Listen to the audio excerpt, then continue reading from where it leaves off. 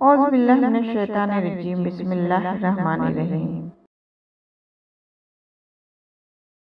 दर्द वो है जो हमें दूसरों को तकलीफ में देखकर होता है, वरना अपना दर्द तो जानवरों को भी महसूस होता है।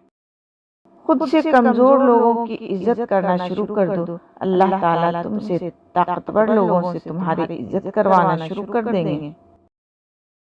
हर इंसान एक दूसरे से मुख्तलिफ है, किसी को ज्यादा मिलता है और किसी को कम, लेकिन यह जरूरी नहीं है कि जो कुछ दूसरों के पास है वो आपके पास भी हो। अल्लाह की तक़सीम पर नाराजगी का इजहार करके गुनहगार न बने। अल्लाह ताला पर तवक्कल रखें और अपने मुक़द्दर पर खुश रहना सीखें।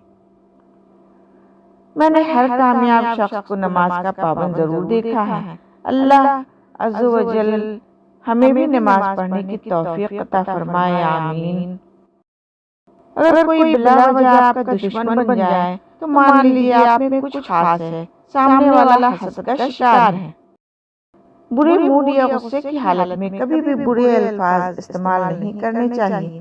थोड़ी देर में आपका मूड तो ठीक हो जाएगा, लेकिन किसी को आपके लफ्जों से लगे जख्म शायद तमाम उम्र भर न सके। लोगों के साथ उनके किरदार के मुताबिक रवैया अख्तियार न करें, बल्कि अपनी तरबियत के मुताबिक रवैया अख्तियार कीजिए। किसी की नज़र में अच्छे थे, किसी की नज़र में बुरे थे। हकीकत में जो जैसा था हम उसकी नज़र में वैसे थे। किसी ने बर्फ से पूछा, तुम हर वक्त इतनी ठंडी कैसे रह लेती हो?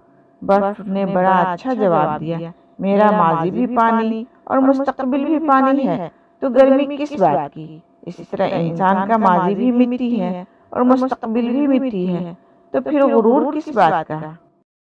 बेहतरीन लोग बेहतरीन नियत रखते हैं, जिसकी वजह से अल्लाह उनके तमाम कामों को संवार देता है, और जिसके काम को अल्लाह संवार दे तो कोई मखलूक उसे कैसे बिगाड़ सकती है।